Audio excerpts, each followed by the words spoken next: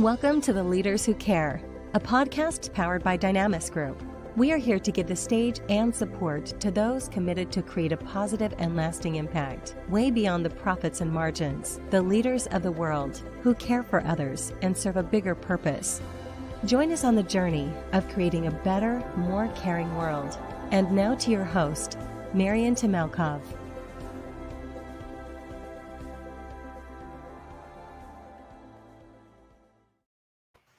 Good afternoon, everyone, and happy Friday. Welcome on the Leaders Who Care podcast. Today we have a special episode. In fact, it's the last episode of the season 2. As most of you know, that we're on a mission to bring together some of the most caring leaders from around the world so that they can spread the care and message through everything they do, not only in business, but also other areas. And today we have the honor and privilege to welcome Krum Garkov, who is actually very special in what he does here, not only in the European Union, but also for a lot of you that may not know, he's the executive director, the EU LISA. And Krum, welcome on the podcast, and thank you for making the time today. I know how busy you are and how difficult it is to be here today. Well, thank you, Marian. It's a pleasure for me to be here, and good afternoon or morning to everyone who is with us now, depending on the time zone where you're sitting at. Well, Krum, the name EU LISA, of course, is has its own, I'm sure, correlation, but it will be a pleasure to hear a little bit about what you do today. But mostly interested in your journey, of course, apart from what your impact is today, but how you got there is also some of the key insights that we'll be talking about today. But just in a few words, if you can share, what do you do? What is EU LISA? Yeah, sure. I know that it sounds like something very enigmatic, and to some extent it is, because as you probably know, today what is one of the things that is going on globally is a very rapid digital transformation in the areas of internal security, border management, migration management, justice, you name it. So EU LISA, that's the short name of the agency I had the privilege to lead already 10 years, actually is in the driving seat in the European Union of that process of digitalization.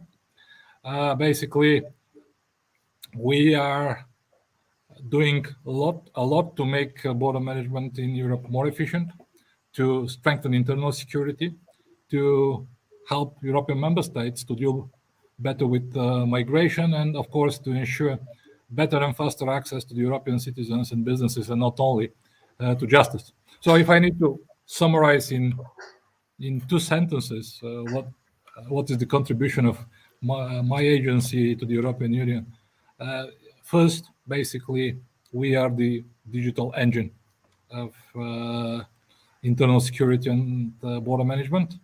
Today, everything is digital in those areas. And second, basically, our work enables one of the fundamental rights of the European citizens, and not only, the freedom of movement across of Europe. So if for a moment we imagine that my agency would disappear, trust me, Europe will look very different from what we all know today, and very different to the rest of the world.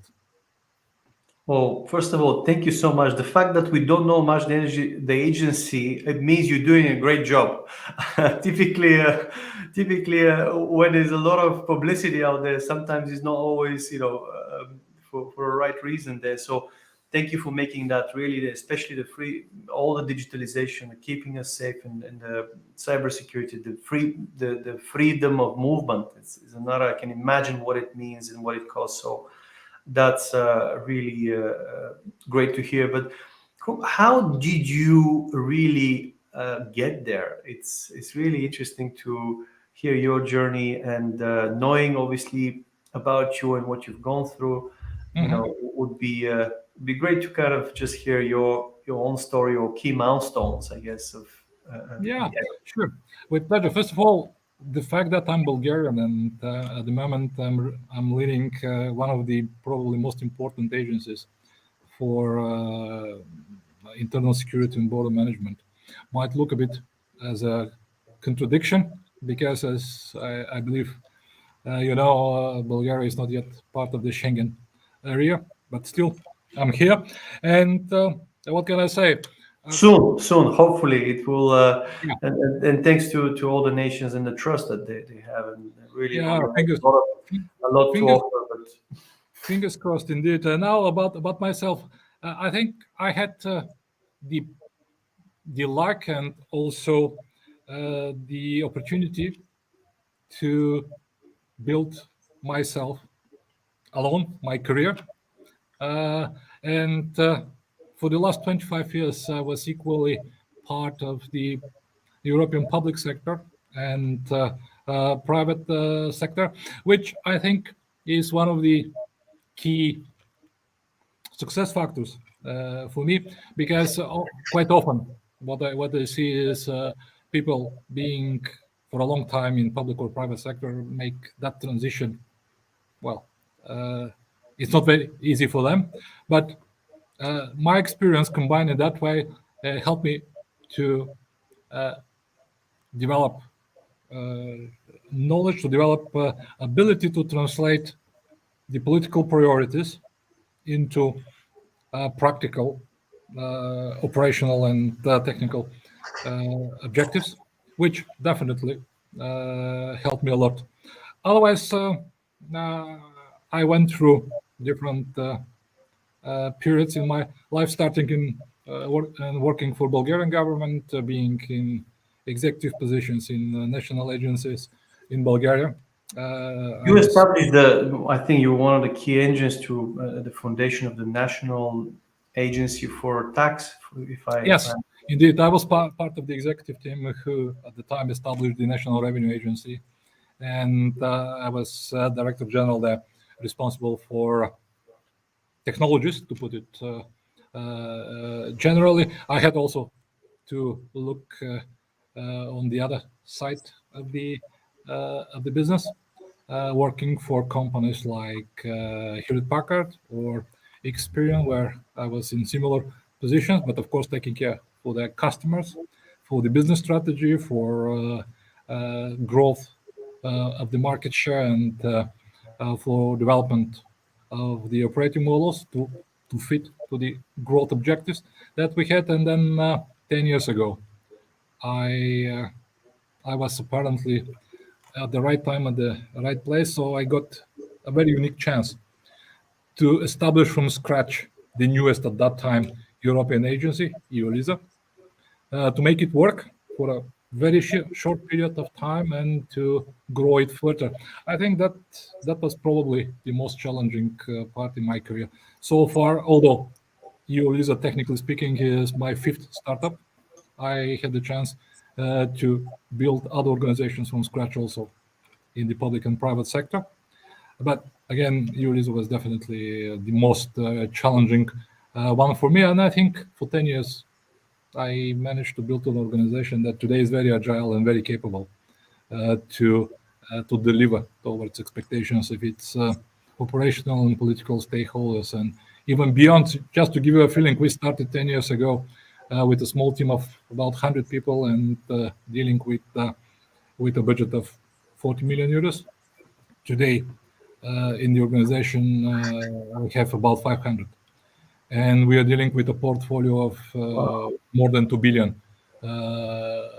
euros public money invested in internal security, in digitalization, and generally into technologies that are important now for Europe. So yeah, it was a really amazing journey, an amazing opportunity. I still enjoyed, although, as you know, probably my term in the office comes to an end. So soon I will have to look to the next step in my personal and professional life, but this is still to come. You're fantastic. So I'm not worried about your next step. You're doing so many so many great things. But what I'm actually here just to understand a little bit better, and here linking what you've done and what's the state of play today. Digital security or digital overall is growing massively. We're seeing obviously a lot of transformation there, and that's going to only increase with Meta coming on board and so many other things that are coming in the horizon with much faster speed. So looking at the future of that, what's and of course I'm always looking at more bright and caring future. What do you think the future of digital security or digital look like? Because that's really one of the Well, I think one of the side effects of those already more than 2 years when we were living with COVID was very, very, very fast acceleration of the digital transformation that was anyway ongoing even before. Yeah. That so at the moment, I think you would agree with me that our lives are completely digital, literally. Each and every aspect of what we do on a daily basis is linked somehow to the digital technologies. And as individuals, we more and more coexist or even exist into digital form rather than the way we used to be before. So in that sense, today and in the future, the most valuable asset, no matter whether we speak at individual level, when we speak about organizations or governments, will be information. And inevitably, cybersecurity, IT security, information security will play very crucial role for everyone. Now, what has changed in the last year, and what I see that is changing now, speaking about digital security, is the fact that in the past it was considered to be more matter of special agencies at governmental level or at European level. Now, the digital security is a kind of horizontal challenge and horizontal problem. Everyone has a stake. And there is no way at individual level or even at the level of one organization to address all the entire spectrum of digital threats and challenges that we face on daily basis. So mutual collaboration, building ecosystems that integrate all stakeholders, all parties involved today is probably the fundamental prerequisite to ensure really a high level of protection of the digital threats and ability to address them in a proactive way. And if you need an example in this regard, looking across Europe, probably Estonia is a good example, because this is how precisely those matters are arranged here. And I'm saying here because I live in Estonia also 10 years. But definitely, digital will be more and more important. Importance continuously will grow, and alongside with that, importance of our common ability to protect ourselves and to protect ourselves collectively from the digital threats and risks that we face on a daily basis. Oh, one of the questions that I really come up quite often, and we don't pay attention a lot to the digital security until something happens to us. Mhm. That's pretty common, If something works, why change it? So we're not very proactive on that. But hearing you and the best practices are suggesting that we need to take more proactive care about this and really be aware. What would be your advice to, especially businesses, that they need to be looking, and of course we'll talk about individuals as well, because this is equally important, I guess, and is linked, of how can we really be prepared or better prepared in terms of digital security and personal brands, personal accounts, all these things that are happening. There's a lot of data out there. Our data is being sold, is being tracked, and we know even with the biggest companies in the world out there. But the question is, what can we do as either business leaders or as individuals to take care of our digital security? Well, I mentioned already that to address the present threats and challenges in the digital world, it's not enough to act individually. It's not enough organizations to act individually. We need to act collectively as part of that broad digital ecosystem that we all belong today. So if we speak at about people at individual level, it's about digital skills. This is basically the most important prerequisite in order to protect ourselves. If we speak about organizations, then investment into cybersecurity, and cybersecurity is not just the technical tools that normally are considered to be part of the cybersecurity, but much more than that. And then when we speak about governments really need to invest into information campaigns, awareness, building digital skills, coordinating the efforts across and between public and private sector, building partnerships in order to respond to the present digital challenges and threat. So it's a quite complex thing. And again, I want to conclude emphasizing that today when we speak about digital security already for a long time is not just a technical issue. It's far beyond that. I think recently, last month, I had the opportunity to deliver a lecture, which was focused on the political aspects of cybersecurity. So my point is that when we speak about digital, today digital is economical and political issue, not a technical issue. Well, what a great way of addressing it. I love what you just said about addressing all the different parties. But I haven't heard, obviously, many people say invest into your digital skills. You know, that it's so simple, but it's important, and I think we really need to be very much aware and master it. And we need to keep ahead of the game, especially with the new apps and the latest technologies. Sometimes we're seeing that you may be good in a certain area, but then you see your child and they're much better. So we got to continuously keep a track on this. And just looking at your transition and going from private to public, I believe, because I've been blessed to talk to a lot of business leaders that are exceptionally gifted in really the business and impact communities and really countries even, but they would never want to go to public sector. And I asked them why. We need you there, but it's like for them it's very challenging, or because maybe the speed or maybe a certain way.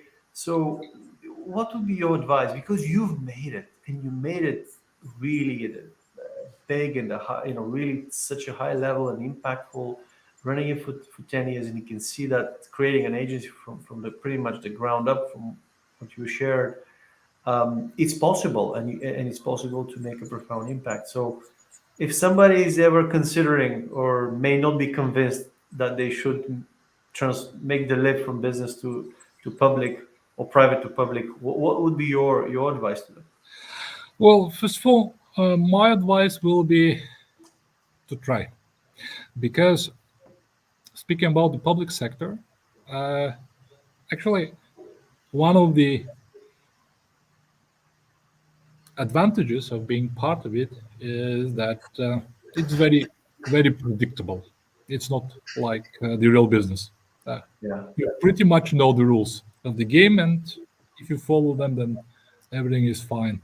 But on the other hand, the reality today is that, and speaking particularly for Europe, citizens and businesses want and expect public sector, public services to be more and more business-like, to be fine-tuned to particular needs, and to get away from the old public sector business models, one size fits all, to be more and more digital, to be more and more innovative.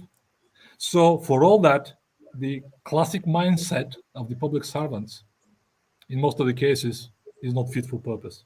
So I know that transition is not very easy. I can tell you that first few years since when I took the office in the agency were very difficult for me, because in the private sector, the dynamics of decision making is different. The rules of decision making are very different. The the setup and the way organizations function are very different. But still, I think if we have more people that will dare to make that step and that transition from private to the public sector, that will be a benefit of all. And besides that, having this kind of blended experience from professional and from personal point of view is really something that is extremely valuable, because then you see both sides of the coins, because okay, public and private sector are working together, but now with this experience you can understand equally well both, and that gives you quite often advantage in many situations. Well, it's very encouraging what you just shared, because so the in many ways the skills of the entrepreneurial, the private, let's say, leaders and entrepreneurs that are often very helpful for the demands of the citizens, and so the public sector actually will benefit from having people that are making that transition, and which we've seen with your case as well. And we encourage more business leaders to think about, considering maybe moving into the public to make a difference, to make an impact. But you said the first few years are very difficult. At what point? Because the first 2 years you're thinking, should I give up? Should I not? Just tell us that, zooming in that key moment, because the shock that you experience is obviously quite Well, significant, I guess. I honestly never got to the point to think, should I continue or should I give it up? Generally, I'm very ambitious and I would say even bold person, and that was something that was with me through all my professional career so far. So there was no doubt whether to do it. The question was how to make it work, and this is also a matter of my mindset. But if I can make a step back to what you just said, well, that transition, of course, I think it will be very beneficial for the public sector. But on the other hand, it's not necessarily true that to make a difference and to influence, you need to step across the line and change the head from the private to public sector. Engagement with the public sector is also important, and this is one of the things that I've been building for 10 years already, especially now with the agency, because the closer public and private sector collaborate and interact, the broader the benefits are for the citizens and also for the businesses. So this is another way to make a difference and to make impact. For me, the most difficult part in that journey that takes already 10 years was to get used to,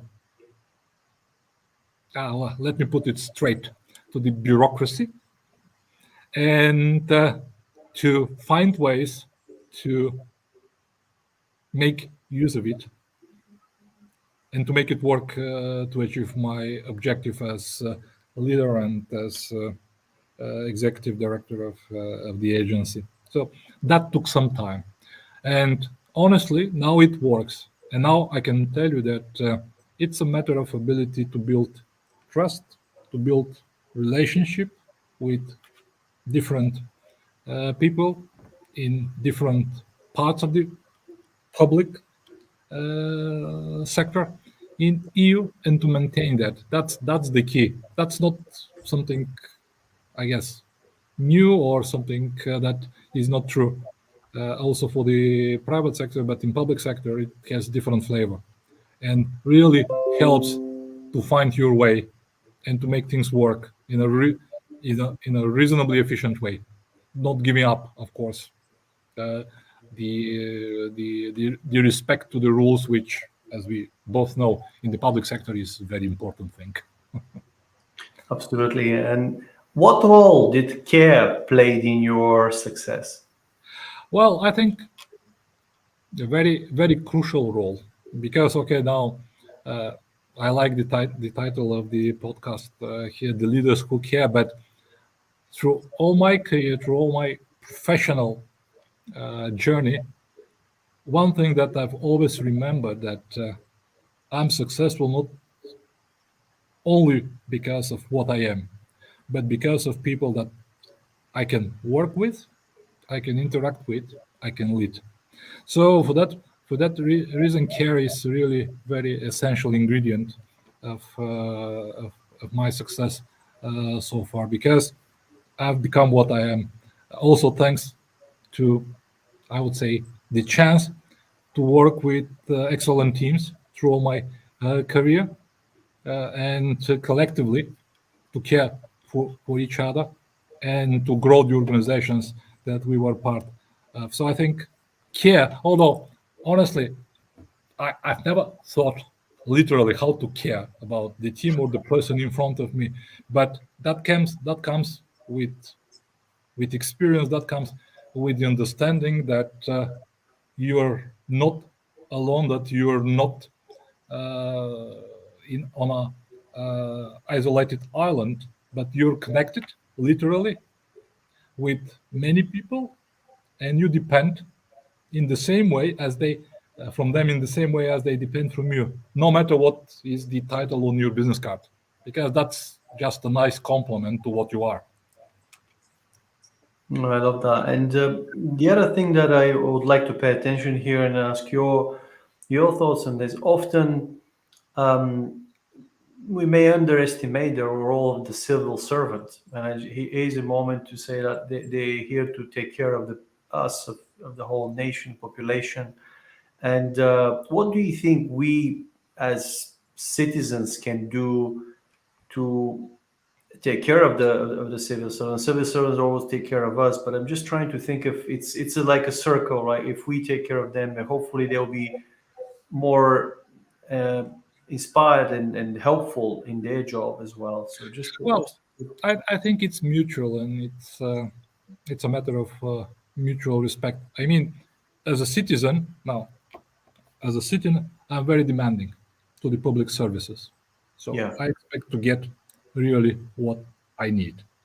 yeah, But on the other hand, as citizens, we need also to acknowledge what we get and to respect people that deliver that to us. If that mutual respect exists, actually that will be one element of the culture of care that now we want collectively to spread over the society, not in a particular organization. Because I agree that the culture of care is really important element of the overall success of the organization. Because if you care about people in the organization, if people in the organization care for each other, it means that they will care better also for their customers, for their stakeholders, etc., etc. So that will make the organization more successful. But we should translate that also beyond the the boundaries of the individual organizations, over and into society, and then a society that really can build such a culture, or at least can make that this kind of culture uh, prevails over something else, is more successful than a society where that culture is non-existent, or overwhelmed by another one. and of course, here's a moment to be grateful to all the civil servants for their role, and really honor them for their commitment. Of course, as citizens, we all had our moments of being frustrated, annoyed because of our own situation, because we didn't get things on time, because it takes 3 months, because it takes whatever, we miss our deadlines and so forth for a flight, and we didn't get our passport. So there's plenty of situations there that but it also comes from us that if we plan better, earlier, and find maybe, as you said, a better communication is needed between citizens and the public sector as well, in the future, that hopefully, hey, if you want to do this, remind you, maybe automatically the passport renewal is coming in, instead of going to the airport and realizing your passport run out. Maybe there's a way that is a systems and processes that this can be achieved without necessarily costing a lot of money. But so that way helps the citizens on one end, but also citizens needs to be mindful of that. The fact that they want something quick and they're used to doing something quick doesn't mean they should disrespect the system because they're one citizen of millions. So I just think of Well, that communication angle here. well, quite often there is a very, very thick borderline drawn between public and private sector. But honestly, public sector and public service is not very different from the private sector. It is again mostly based on the demand and supply. So here comes the role of the citizens and the businesses to demand, and the public sector should supply. But if there is a match between demand and supply, then comes the role of mutual respect, care culture, all those things that we're talking about here. And this is the way, one of the elements of growing the society we are living into. And in terms of, because we have some of the audience also, we're very passionate about passing this wisdom and insights to the future generation and building wealth for generations. What would be your advice to somebody who's starting out their career today, or somebody in their 20 years old self, so to say? Well, that question, Marian, made me feel for a moment very old, because normally wise people are old and they are asked to give their wisdom to the young people that just start their lives or their careers now. Well, with the life expectancies increasing beyond 100 years of age, hopefully that will give you a good feeling. What I would say, maybe as a piece of advice, based also on my experience so far, to people that just start their personal or professional lives. Well, I think in their actions they need to consider not only themselves, but also the others, people around them. And first of all, they need to dream big. They need to think how to inspire the others and how to share with the others. If they do that, most likely they and people around them will contribute, each of them on their own pace, for making the world we live into a better place for everyone. Thank you so much, really, for sharing those insights here today. One final question here. This is to do with really what can we do to spread the care culture for more positive and hopeful future? Well, I think it's very simple. Lead by example, because the way you approach and deal with people you meet, you get the same from them. So if you care, if you demonstrate care, if you act and care, then you will get the same, I believe. But the key is lead by example. Be the difference you want to see around you. So make the difference, and Yep. really a fantastic way. Well, thank you so much, really, for taking the time today. Krum, really, we wish you a great onward journey. You're still obviously leading the organization. I'm sure you prepared a great team there. And if anyone wants to get in touch with you from the audience, what's the best way to reach you? Well, I think my contact details are available in the website of the agency, so I will be glad to get in touch with anyone who followed this podcast and is interested to explore more and to share more experiences with me. So I'm looking forward. Great. Well, thank you so much for dedicating the time, and have a fantastic weekend. Take care.